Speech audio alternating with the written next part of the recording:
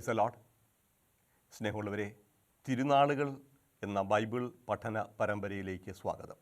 ഇന്ന് നമ്മൾ ധ്യാനത്തിനും പഠനത്തിനും വിഷയമാക്കുന്നത് പരിശുദ്ധ ത്രിത്വത്തിൻ്റെ തിരുനാളാണ്. പെന്തക്കോസ്ത കഴിഞ്ഞു വരുന്ന ഞായറാഴ്ചയാണ് സഭ പരിശുദ്ധ ത്രിത്വത്തിൻ്റെ തിരുനാളായി ആഘോഷിക്കുന്നത്. ആദ്യമേ നമുക്ക് ബൈബിളിൽ നിന്നൊരു ഭാഗം വായിച്ചു കേൾക്കാം. അതിനുശേഷം പരിശുദ്ധ ത്രിത്വത്തെ സംബന്ധിച്ച ബൈബിളിൻ്റെ കാഴ്ചപ്പാട് എന്താണെന്ന് മനസ്സിലാക്കാനായിട്ട് ശ്രമിക്കാം. ഇനിയും വളരെ കാര്യങ്ങൾ എനിക്ക് നിങ്ങളോട് പറയാനുണ്ട്, എന്നാൽ അവ ഉൾക്കൊള്ളാൻ ഇപ്പോൾ നിങ്ങൾക്ക് കഴിവില്ല. സത്യാത്മാവ് വരുമ്പോൾ നിങ്ങളെ സത്യത്തിൻ്റെ പൂർണ്ണതയിലേക്ക് നയിക്കും. അവൻ സ്വമേധയാ ആയിരിക്കുകയില്ല സംസാരിക്കുന്നത്, അവൻ കേൾക്കുന്നത് മാത്രം സംസാരിക്കും. വരാനിരിക്കുന്ന കാര്യങ്ങൾ അവൻ നിങ്ങളെ അറിയിക്കും. അവൻ എനിക്കുള്ളവയിൽ നിന്ന് സ്വീകരിച്ച് നിങ്ങളോട് പ്രഖ്യാപിക്കും. അങ്ങനെ അവൻ എന്നെ മഹത്വപ്പെടുത്തും. പിതാവിനുള്ളതെല്ലാം എനിക്കുള്ളതാണ്, അതുകൊണ്ടാണ് എനിക്കുള്ളവയിൽ നിന്ന് സ്വീകരിച്ച് അവൻ നിങ്ങളോട് പ്രഖ്യാപിക്കും എന്ന് ഞാൻ പറഞ്ഞത്. ദൈവവചനമാണ് നാം കേട്ടത്. ഞാൻ സൂചിപ്പിക്കുകയുണ്ടായി, പരിശുദ്ധ ത്രിത്വത്തിൻ്റെ തിരുനാൾ എന്ന് നമ്മൾ ആഘോഷിക്കുന്ന ഒരു തിരുനാൾ രക്ഷാകര ചരിത്രത്തിൻ്റെ ഭാഗമായിട്ടാണ് സഭ അവതരിപ്പിക്കുന്നത്. പരിശുദ്ധാത്മാവിൻ്റെ ആഗമനം ആഘോഷിക്കുന്ന പെന്തക്കോസ്ത ദിവസത്തിൻ്റെ ശേഷമുള്ള ഞായറാഴ്ചയാണ് പരിശുദ്ധ ത്രിത്വത്തിൻ്റെ തിരുനാളായി മാറ്റിവെച്ചിരിക്കുന്നത്. പരിശുദ്ധ ത്രിത്വത്തെക്കുറിച്ചുള്ള വിശ്വാസം ക്രിസ്തീയ സഭയുടെ അടിസ്ഥാന ശിലയാണ്. എല്ലാ പ്രാർത്ഥനകളും ആരംഭിക്കുന്നത് പിതാവിൻ്റെയും പുത്രൻ്റെയും പരിശുദ്ധാത്മാവിൻ്റെ നാമത്തിലാണ്. പ്രാർത്ഥനകൾ അവസാനിക്കുന്നതെല്ലാം പിതാവിൻ്റെയും പുത്രൻ്റെയും പരിശുദ്ധാത്മാവിൻ്റെ നാമത്തിലാണ്. ആരംഭിക്കുന്നതും അവസാനിക്കുന്നതുമെല്ലാം വിശ്വാസത്തിൻ്റെ കേന്ദ്രബിന്ദുവായി നിൽക്കുന്ന ഈ സത്യം പക്ഷേ മനസ്സിലാക്കാൻ ഏറെ പ്രയാസമുണ്ട്. എന്താണ് ഇതിൻ്റെ അർത്ഥം? ത്രിത്വം എന്ന് പറഞ്ഞാൽ മൂന്ന് എന്നാണല്ലോ അർത്ഥമാക്കുക. ഒരു ദൈവം എങ്ങനെ മൂന്നാകും? മൂന്ന് പേരാണെങ്കിൽ എങ്ങനെ ഒരു ദൈവമാകും? ഏതെങ്കിലും ഒന്ന് പറയുക, ഒന്ന് ദൈവം ഒന്നാണെന്ന് പറയുക, അല്ലെങ്കിൽ മൂന്നാണെന്ന് പറയുക. പക്ഷേ മൂന്നും ഒന്നാണ് എന്ന് പറയുമ്പോൾ മാത്തമാറ്റിക്സിന് പോലും പിടികിട്ടാത്തൊരു പ്രഹേളികയായി മാറുന്നു. അതുകൊണ്ട് തന്നെ ഈ വിശ്വാസം സ്വീകരിക്കാൻ ഒരുപാട് പേർക്ക് ബുദ്ധിമുട്ടുണ്ട്. പ്രത്യേകിച്ചും ഇസ്ലാം മതവിശ്വാസികൾക്ക് ഒരു തരത്തിലും സ്വീകരിക്കാൻ സാധിക്കാത്ത ഒന്നാണ് ത്രിത്വം എന്ന സത്യം. യഹൂദർക്കും അതുപോലെ തന്നെ. പക്ഷേ നമ്മൾ ഓർക്കണം, യഹൂദരുടെയും ഇസ്ലാമിക വിശ്വാസക്കാരുടെയും ഒക്കെ ആ പരമ്പരയിൽ തന്നെയാണ് ക്രിസ്തീയ വിശ്വാസവും നിൽക്കുന്നത്. അബ്രാഹത്തെ പൂർവ്വപിതാവായി ഇസ്രായേൽക്കാർ സ്വീകരിക്കുന്നു, അതുപോലെ തന്നെ ഇസ്ലാം മതസ്ഥരും സ്വീകരിക്കുന്നു. മോശയെ പ്രവാചകനായി സ്വീകരിക്കുന്നു. മോശയിലൂടെ നൽകിയ ഉടമ്പടിയെ തൗറാത്ത് എന്ന് പറയുന്നു, അല്ലെങ്കിൽ തോറ എന്ന് പറയുന്നു. അപ്പോൾ ഈ ഒരേ വിശ്വാസ പാരമ്പര്യത്തിൽ നിന്നാണ് ഈ ത്രിയേക ദൈവത്തിലുള്ള വിശ്വാസവും കടന്നു വന്നത്. അപ്പോഴെങ്ങനെയാണ് ഇപ്രകാരം ഒരു സത്യത്തിലേക്ക് കടന്നു വരിക? എന്താണ് ഇതിൻ്റെ അർത്ഥം? അപ്പം ബുദ്ധി കൊണ്ട് ഗ്രഹിക്കാനായിട്ട് ഏറെ ബുദ്ധിമുട്ടുള്ള ഒരു കാര്യമാണിത്. ഇതിനെക്കുറിച്ച് പറയാനുള്ളൊരു കഥയുണ്ട്. വിശുദ്ധ അഗസ്തീനോസ് വലിയ വേദശാസ്ത്ര പണ്ഡിതനാണ്. ആഴമേറിയ പഠനങ്ങൾ നടത്തിയ വ്യക്തി. ത്രിത്വത്തിൻ്റെ രഹസ്യത്തെക്കുറിച്ചുള്ള ഗാഠമായ ചിന്തയിൽ അദ്ദേഹം കടൽ തീരത്തൂടെ നടക്കുകയാണ്, അർത്ഥം മനസ്സിലാക്കാതെ. അങ്ങനെ അങ്ങോട്ടും ഇങ്ങോട്ടും കടൽ തീരത്തൂടെ ഉലാത്തുമ്പോൾ അവിടെ ഒരു പയ്യൻ, ഒരു കൊച്ചുകുട്ടി, കടൽക്കരയിലും മണ്ണിലൊരു കുഴി കുഴിച്ചിട്ട് ഒരു കക്ക കൊണ്ട് കടലിലെ വെള്ളം കോരി ഈ മണൽ ഒഴിക്കുക, മണൽക്കുഴിയിൽ. കുറേ നേരം അഗസ്റ്റിൻ നോക്കി നിന്നു. തൻ്റെ ചിന്തയൊന്ന് മാറ്റി ഈ പയ്യൻ്റെ തമാശ കണ്ട് നോക്കി നിന്നു. മോനെ, നീ എന്തായി ചെയ്തുകൊണ്ടിരിക്കുന്നത്? ഞാൻ ഈ കടൽ വറ്റിക്കാൻ ശ്രമിക്കുകയാണ്. കടൽ വറ്റിക്കാൻ? അപ്പോൾ നീ എങ്ങനെ ഈ കക്ക കൊണ്ട് വെള്ളം കോരി ഈ മണൽക്കുഴിയിൽ ഒഴിച്ചാൽ കടൽ വറ്റുമോ? എന്ത് വിഡ്ഢിത്തമാണ് പറയുക. ഇപ്പോൾ ചിരിച്ചത് അഗസ്റ്റീനോസ് അല്ല, പയ്യനാണ്. ഇതിനേക്കാളും വലിയ വിഡ്ഢിത്തമല്ലേ നീ ചിന്തിച്ചുകൊണ്ടിരിക്കുന്നത്?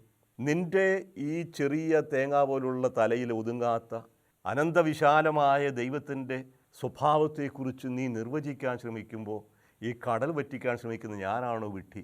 അനന്തമായവനെ നിൻ്റെ പരിമിതമായ ചിന്തയിൽ ഒതുക്കാൻ ശ്രമിക്കുന്ന നീയാണോ വിഡ്ഢി? അവൻ അപ്രത്യക്ഷനായ ഒരു മാലാഖായിരുന്നാണ് പറയുക. എന്ന് പറഞ്ഞാൽ മനുഷ്യബുദ്ധിക്ക് അഗ്രാഹ്യമായ ഒരു വലിയ മഹാസത്യമാണ് വിശുദ്ധ ത്രിത്വം എന്ന് പറയുക. അത് മനസ്സിലാക്കാൻ ഏറെ ബുദ്ധിമുട്ടുണ്ട്, മനസ്സിലായെന്ന് വരികയുമില്ല. പക്ഷേ എന്തുകൊണ്ട് ക്രിസ്ത്യാനികൾ ഇങ്ങനെ വിശ്വസിക്കുന്നു? വളരെ ലളിതമായിരിക്കില്ലേ ഏകദൈവത്തെക്കുറിച്ച് പറയുക? തീർച്ചയായിട്ടും ലളിതമാണ്.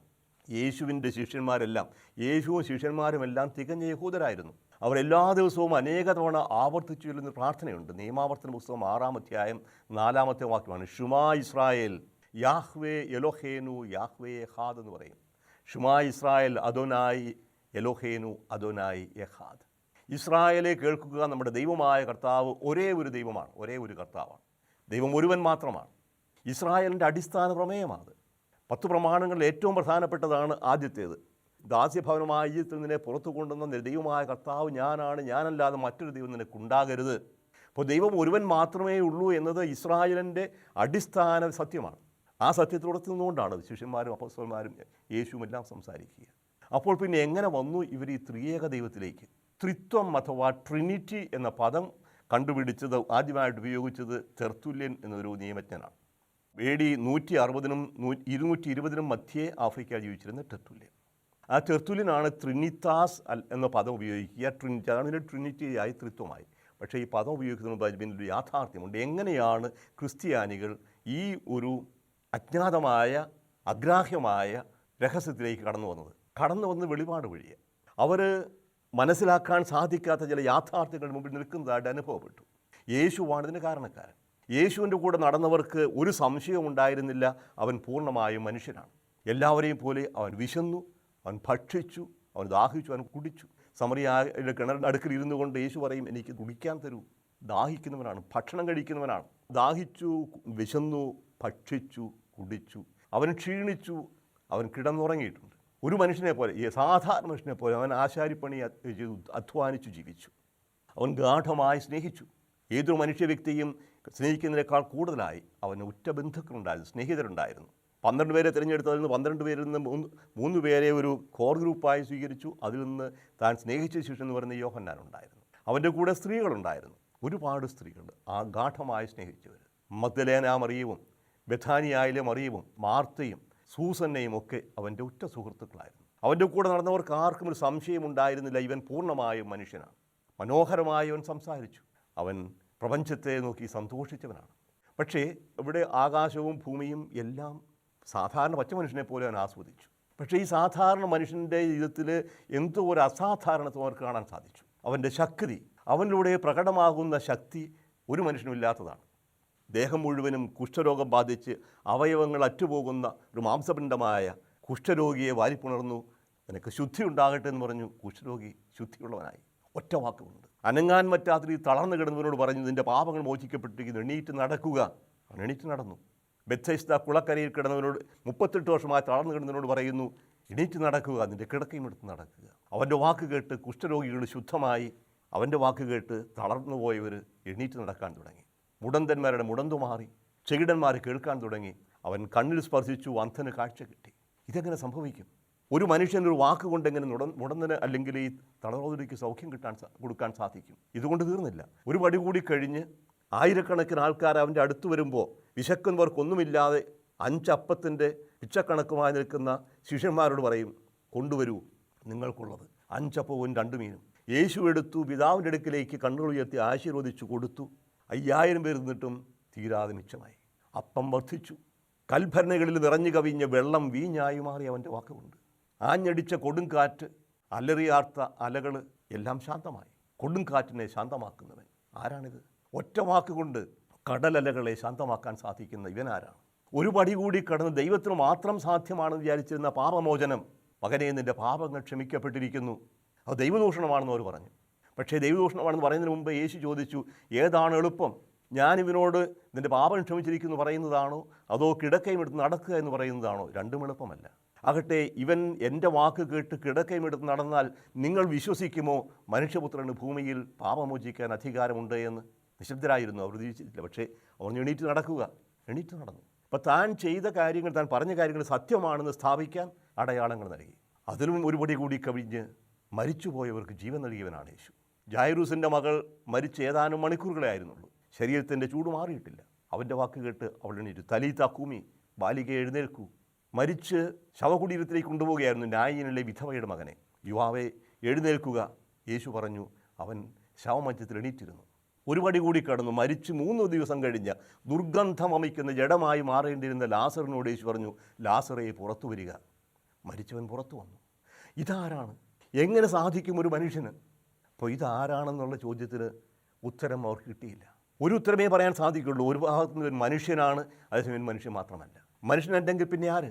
ദൈവമാകാനേ സാധ്യതയുള്ളൂ. അവനോട് ചോദിച്ചു, നീ ആരാണ്? അവനോട് ഔദ്യോഗികമായി സാൻഹദ്രിയുടെ സംഘം ചോദ്യം ചെയ്തു, ദൈവത്തിൻ്റെ പുത്രനായ ക്രിസ്തുവാണോ നീ? ആണയിട്ട് ചോദിക്കുകയാണ്. അതെ എന്നവൻ പറഞ്ഞു. അപ്പോൾ യേശു സ്വയം ദൈവമായി അവതരിപ്പിക്കുന്നു. അത് കേട്ട് പ്രധാന പുരോഹിതൻ വസ്ത്രം വലിച്ചു കീറിയെന്ന് പറയുക, ദൈവദൂഷണം കേട്ട്. ഇസ്രായേലുകൾക്ക് അതിൻ്റെ ദൈവമായ കർത്താവ് ഒരേ ഒരു കർത്താവാണ്. അപ്പോൾ ഈ ഒരു ദൈവം എന്നുള്ള കാഴ്ചപ്പാടിൽ എങ്ങനെ യേശുവിനെ സ്വീകരിക്കാൻ സാധിക്കും? ഇതാരും കണ്ടുപിടിച്ച കാര്യമല്ല, ആർക്കും മനസ്സിലാക്കാൻ സാധിക്കാത്തൊരു കാര്യമാണ്. പക്ഷേ ഈ മനുഷ്യൻ യാഥാർത്ഥ്യത്തിൽ ചെയ്യുന്ന കാര്യങ്ങൾ എങ്ങനെ നിഷേധിക്കാൻ സാധിക്കും? മരിച്ച ഒരു മനുഷ്യനെ ശവക്കല്ലറിൽ കിടന്നവനെ ഒരു വാക്കുകൊണ്ട് ഉയർപ്പിക്കാൻ ആർക്കാണ് സാധിക്കുക? ഇങ്ങനെ അസാധ്യമായ കാര്യങ്ങൾ. പക്ഷേ ഇതുകൊണ്ട് തീർന്നില്ലല്ലോ. യേശുവിൻ്റെ അവസാന നിമിഷമാകുമ്പോഴേക്കും എല്ലാം തകർന്നു പോലെ തോന്നും. കുരിശിൽ കിടന്ന് നിലവിളിക്കും, എൻ്റെ ദൈവമേ എന്തേ എന്നെ നീ കൈവിടിഞ്ഞു. അപ്പോൾ ഇതുവരെ പറഞ്ഞതെല്ലാം നുണയായിരുന്നോ? എൻ്റെ ദൈവമേ എന്തേ എന്നെ നീ കൈവിടിഞ്ഞു. അങ്ങനെ നിലവിളിച്ചുകൊണ്ടാണ് അവൻ മരിക്കുക. അപ്പോഴവരുടെ ഒരുപക്ഷെ അപ്പസ്തോലന്മാരുടെയൊക്കെ കാൽ കീഴിൽ ചവിട്ടി നിന്ന മണ്ണ് കീറിപ്പോകുന്ന പോലെ തോന്നും, വിണ്ടു കീറുന്ന പോലെ. അവിടെ കൊണ്ട് എല്ലാം തീർന്നു എന്നാണ് വിചാരിക്കുക. എമ്മാവൂസിലേക്ക് പോയി ശിഷ്യന്മാർ പറയും, ഞങ്ങൾ വിചാരിച്ചിരുന്നു ഇവനാണ് ഇസ്രായേലിനെ രക്ഷിക്കാനുള്ളത്. പക്ഷേ ഇത് 3-ാം ദിവസമാണ്. പക്ഷേ 3-ാം ദിവസം കഴിയുമ്പോൾ മറ്റൊന്നുകൂടി സംഭവിക്കുകയാണ്.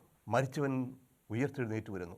അവൻ്റെ ശവകുടീരം ഒരിക്കലും സംഭവിക്കാത്ത രീതിയിൽ സീലു ചെയ്ത് കാവൽ നിൽക്കുകയാണ് പട്ടാളക്കാർ, അവനെ ഇറങ്ങി വരാതിരിക്കാൻ വേണ്ടി, ശിഷ്യന്മാരെ മോഷ്ടിച്ചുകൊണ്ട് വരിക്കാൻ വേണ്ടി.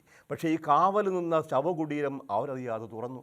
ശവകുടീരത്തിൽ യേശു ഉണ്ടായിരുന്നില്ല. അവൻ എങ്ങോട്ട് പോയി? മായാജാലമാണോ? അല്ല, അവൻ്റെ ശരീരം അവിടെ ഉണ്ടായിരുന്നില്ല. പക്ഷേ അവനെ അവർ കണ്ടു, ഒരു രൂപാന്തരീകരിക്കപ്പെട്ട ശരീരം. നമ്മൾ ഉത്ഥാനത്തെക്കുറിച്ച് സ്വർഗാരോഹണത്തെക്കുറിച്ച് കണ്ടു കഴിഞ്ഞതാണ്. അപ്പോഴേ യേശു ആരാണ് എന്നുള്ള അന്വേഷണം ഇവിടെ വന്ന് നിൽക്കുകയാണ്. ഇവൻ ദൈവമാണെന്ന് പറയാനായിട്ട് അവർക്ക് പിന്നെ മടിയുണ്ടായില്ല. അതുകൊണ്ടാണ് തോമാസ് ലീഹായിട്ട് പറയുക, എൻ്റെ കർത്താവേ എൻ്റെ ദൈവമേ. അപ്പോൾ രണ്ട് ദൈവമാണോ?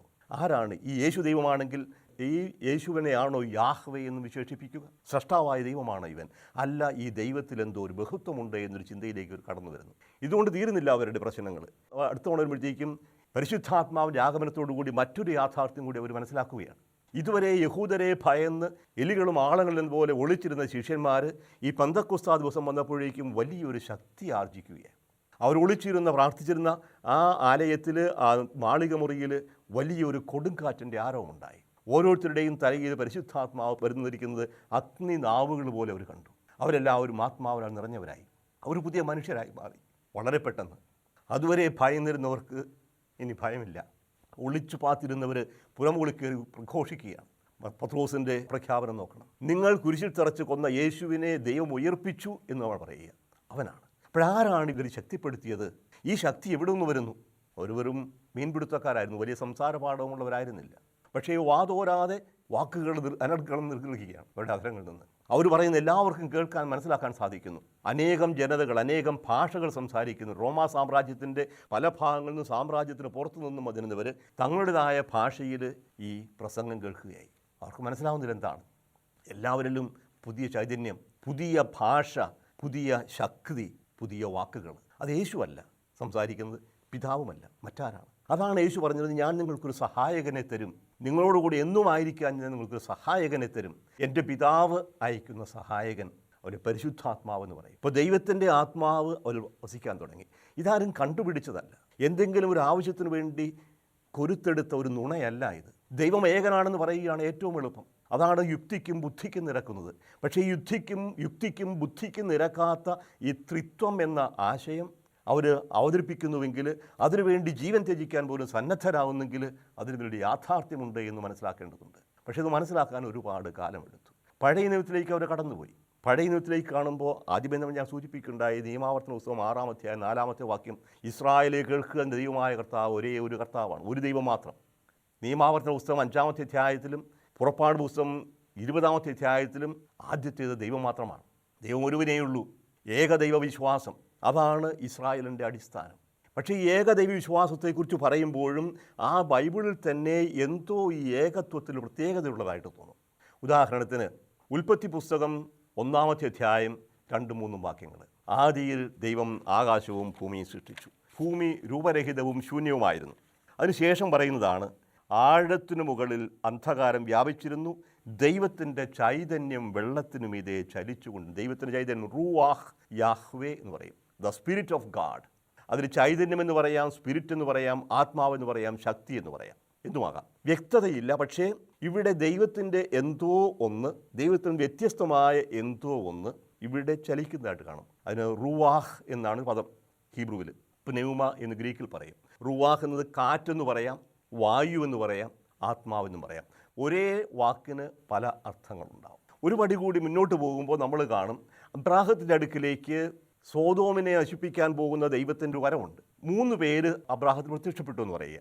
അബ്രാഹം ഉച്ച കഴിഞ്ഞ് മരച്ചുവട്ടിലിരിക്കുമ്പോൾ അകലെ നിന്ന് 3 പേര് വരുന്നതായിട്ട് കണ്ടു. ആ 3 പേര് അടുത്ത് വന്നു, സംസാരിച്ചു. അബ്രാഹം അവർക്ക് വിരുന്നൊരുക്കി. അതെല്ലാം കഴിഞ്ഞ് കുറച്ച് കഴിയുമ്പോൾ ഈ 3 പേരുടെ സ്ഥാനത്ത് ഒരാൾ മാത്രമായി തീരുന്നു. ഈ 3 പേര് വന്നത് 2 പേര് എങ്ങോട്ട് പോയി എന്നറിയില്ല, പക്ഷേ 3 പേര് വന്നത് ഒരാളായി മാറുന്നു. ഇതാരാണ് ഈ മാലാഖമാർ? പിന്നീട് നമ്മൾ കാണും മാലാഖ എന്ന പദം തന്നെ വാസ്തവത്തിൽ ദൈവത്തെ സൂചിപ്പിക്കാൻ വേണ്ടി ഉപയോഗിക്കുന്നൊരു പദമാണ്. ദൈവം അയച്ചവനാണ്, പക്ഷേ ഈ മാലാഖ തന്നെ ദൈവമായി പലപ്പോഴും പ്രത്യക്ഷപ്പെടുക. ഇവിടെ 3 പേര് പ്രത്യക്ഷപ്പെട്ട അവസാനം കർത്താവ് തന്നെയാണ് അബ്രാഹത്തിന് മുമ്പിൽ നിൽക്കുന്നത്. അതുപോലെ മോശയെ മുൾപ്പടർപ്പിൽ നിന്ന് വിളിക്കുന്ന ഒരു ദൂതനെക്കുറിച്ച് പറയും, കർത്താവിൻ്റെ ദൂതൻ. പക്ഷേ അവസാനം എരിയുന്ന മുൾപ്പടർപ്പിൽ നിന്ന് കർത്താവ് തന്നെയാണ് സംസാരിക്കുക. അപ്പോൾ കർത്താവിൻ്റെ ദൂതൻ രണ്ടും തമ്മിൽ എന്തോ അന്തരമുണ്ട്, പക്ഷേ ഒന്ന് തന്നെയാണ്. ഇങ്ങനെ പിന്നോട്ട് പോകുമ്പോൾ നമ്മൾ കാണും ദൈവത്തിൻ്റെ വചനം, ദ വേർഡ് ഓഫ് ഗാഡ്, ദുബാർ യാഹ്വേ, വചനം എന്നാണ് അർത്ഥം. വചനം പ്രവാചകൻ്റെ അടുത്തേക്ക് വന്നു. The word of God came to Jeremiah, came to Isaiah എന്നൊക്കെ പറയും. ദൈവത്തിൻ്റെ വചനം വന്നു. ഈ വചനം എങ്ങനെയാണ് വരിക? ഒരു നിവേശനമുണ്ടായി എന്ന് പറയാം, പക്ഷേ അതിനേക്കാൾ കൂടുതൽ എന്തോ ഒന്ന് ഈ വചനത്തിലുണ്ട്. ദബാർ, ലോഗോസ് എന്ന് ഗ്രീക്കിൽ പറയും. ദൈവമാണ്, പക്ഷേ ദൈവത്തിൻ്റെ വചനം ദൈവത്തിൽ നിന്ന് എന്തോ വ്യത്യസ്തമായ ഒന്നാണെന്ന് തോന്നുന്നു, വ്യക്തതയില്ല. അതുപോലെ തന്നെ ജ്ഞാനത്തെക്കുറിച്ചും ദൈവത്തിൻ്റെ ജ്ഞാനം സൃഷ്ടിയാണെന്ന് പറയും, ആദ്യ സൃഷ്ടിയാണെന്ന് പറയും, പക്ഷേ ദൈവത്തോടെന്നും ഒന്നിച്ചുണ്ടായിരുന്നതാണ്. സോഫിയ, ഹൊക്മ എന്നൊക്കെ പറയും ദൈവത്തിൻ്റെ ജ്ഞാനം. അപ്പോഴീ ദൈവത്തെക്കുറിച്ച് പറയുമ്പോൾ ഏകനാണ് ദൈവമെങ്കിലും ഈ ദൈവത്തിൻ്റെ ഏകത്വത്തിൽ എന്തോ ഒരു ബഹുത്വം ഉണ്ട് എന്ന സൂചന പഴയ നിയമത്തിൽ തന്നെ കാണും. അപ്പോഴേ ദൈവം ഏകനാണ്. ഇത് നമ്മൾ ഉൽപ്പത്തി പുസ്തകത്തിലെ സൃഷ്ടിയുടെ ഉദാഹരണം എടുക്കുക. ഉൽപ്പത്തി പുസ്തകം 1-ാം അധ്യായം 26 മുതൽ 28 വരെയുള്ള വാക്യങ്ങളിൽ മനുഷ്യനെ സൃഷ്ടിച്ചതിനെക്കുറിച്ച് പറയും. ദൈവം വീണ്ടും അരുളി ചെയ്തു, നമുക്ക് നമ്മുടെ ഛായയിലും സാദൃശ്യത്തിലും മനുഷ്യനെ സൃഷ്ടിക്കാം. നമുക്ക് നമ്മുടെ ഛായയിലും സദൃശ്യത്തിലും മനുഷ്യനെ സൃഷ്ടിക്കാം. ദൈവം ആരോടാണ് പറയുന്നത്? ആരാണ് ഈ നമ്മൾ? ആരാണ് ഈ നമ്മുടെ? ഇവിടെ ഒരു ബഹുവചനം ഉപയോഗിക്കുന്നുണ്ട്. നമുക്ക് നമ്മുടെ ഛായയിലും സദൃശ്യത്തിലും മനുഷ്യനെ സൃഷ്ടിക്കാം. ഇപ്പോൾ ദൈവം ആരോടോ ആലോചന ചോദിക്കുന്നത് തോന്നും. മാലാഖമാരോട് ചോദിച്ചാണെന്ന് പറയും, അത് തീർച്ചയില്ല, അല്ല. മാലാഖമാരുടെ അനുവാദം ചോദിക്കേണ്ട കാര്യമൊന്നുമില്ല ദൈവത്തിന് സൃഷ്ടിക്കാനായിട്ട്. ഇനി നമ്മുടെ ഛായ എന്ന് പറയുമ്പോൾ എന്താണ് അർത്ഥമാക്കുക? ഇതിന് 2-3 വിശദീകരണങ്ങളുണ്ട്. വിശദീകരണങ്ങൾ ആദ്യത്തെ ഇതാണ്, ഇതൊരു ഗ്രാമറിൻ്റെ പ്രശ്നമാണ്, വ്യാകരണത്തിൻ്റെ പ്രശ്നമാണ്. ഹെബ്രായ ഭാഷയിൽ മറ്റെല്ലാ ഭാഷയിലും പോലെ വ്യാകരണം കർത്താവും കർമ്മവും ഒന്നുപോലെ ആയിരിക്കണം. കർത്താവ് ബഹുവചനമാണെങ്കിൽ ക്രിയയും ബഹുവചനമായിരിക്കണം, അതുകൊണ്ട് വിശേഷണവും ബഹുവചനമായിരിക്കണം. നമുക്കങ്ങനെ പറയാൻ പാടില്ല.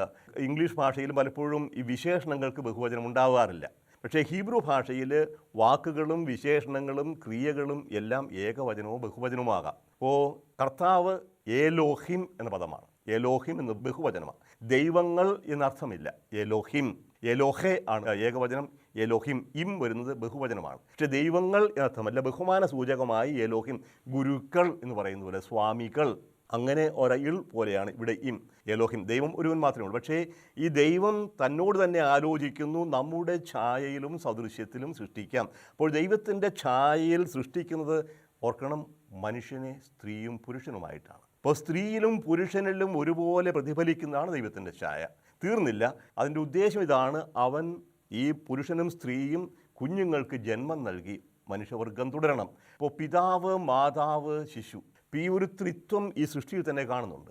ഇതാണ് ത്രിത്വത്തിൻ്റെ ആവിഷ്കരണമെന്ന് ഞാൻ പറയുന്നില്ല. പക്ഷേ ദൈവം നമ്മുടെ ഛായ സൃഷ്ടിക്കാമെന്ന് പറയുമ്പോൾ ഈ ദൈവത്തിൻ്റെ സ്വഭാവത്തെക്കുറിച്ച് ആഴമേറിയ ഒരു മുൻ സൂചന നൽകുകയാണ്. അപ്പോൾ ദൈവം ഒരുക്കിക്കൊണ്ടുവരുന്നുണ്ട് ഈ ജനത്തെ ദൈവത്തെക്കുറിച്ചുള്ള വ്യക്തമായ അറിവ് കിട്ടാൻ. ആ അറിവ് അവസാനമായിട്ട് നൽകുന്നത് യേശുവാണ്. ഞാനും പിതാവും ഒന്നാണ് എന്ന് പറയും, അതേസമയം പിതാവും ഞാനും ഉള്ള ബന്ധവുമുണ്ട്. ഇപ്പോൾ പിതാവിൽ നിന്ന് ജനിക്കുന്ന പുത്രൻ, ദൈവത്തിൻ്റെ വചനം, ആ പുത്രനിൽ നിന്നും പിതാവിൽ നിന്നും പുറപ്പെടുന്ന പരിശുദ്ധാത്മാവ് എങ്ങനെ മനസ്സിലാക്കാൻ സാധിക്കും? ഒരുപാട് ഉദാഹരണങ്ങൾ പറയാറുണ്ട്. ഉറവ, അരുവി, ജലം. ഉറവയിൽ നിന്ന് വരുന്നത് ജലമാണ്, പക്ഷേ അരുവിയായിട്ട് ഒഴുകുന്നുണ്ട്. ഉറവ കൂടാതെ അരുവിയില്ല, ജലമില്ലാതെ ഉറവയും അരുവിയും ഉണ്ടാകില്ല. ഇതൊക്കെ ഉദാഹരണങ്ങളായിട്ടാണ് പറയാൻ സാധിക്കും, പക്ഷേ ഉദാഹരണങ്ങൾ ഒരിക്കലും പൂർണ്ണമാവുകയില്ല.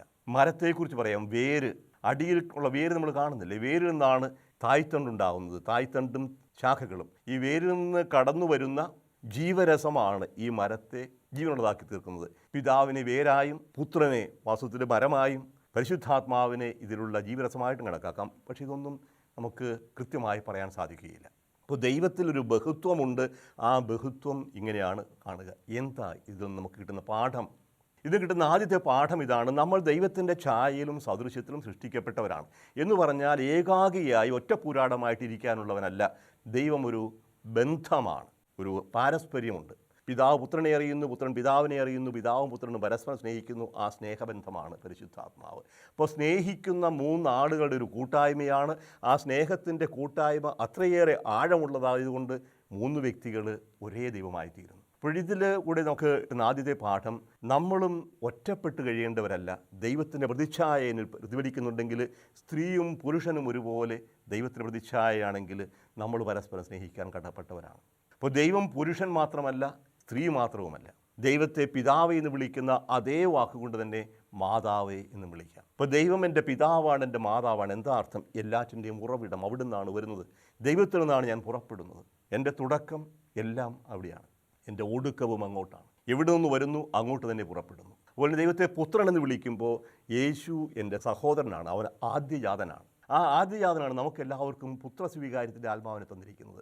യേശു ദൈവത്തിൻ്റെ മകനാണെങ്കിൽ നമ്മളെല്ലാവരും യേശുവിൻ്റെ അനുജന്മാരും അനുജത്തിമാരുമാണ്. അപ്പോൾ യേശുവിനെ സഹോദരനായി കാണാം, ദൈവത്തെ പിതാവായും മാതാവായും അതോടൊപ്പം സഹോദരനുമായി കാണാം. ഇനി മൂന്നാമത്തെ പരിശുദ്ധാത്മാവിനെ കുറിച്ച് പറയുമ്പോൾ, പരിശുദ്ധാത്മാവ് സ്നേഹമാണ്, സ്നേഹത്തിൻ്റെ ആത്മാവ് എൻ്റെ സ്നേഹിതനാണ്. അപ്പോൾ എൻ്റെ ജീവിതത്തെ പൂർണ്ണമാക്കുന്ന എൻ്റെ മാതാവും എൻ്റെ പിതാവും എൻ്റെ സഹോദരനും എൻ്റെ സ്നേഹിതനും സ്നേഹിതയും എല്ലാം ദൈവമാണ്. അപ്പോൾ ഈ ഒരു ദൈവത്തെയാണ് ഞാൻ വിശ്വസിക്കുക.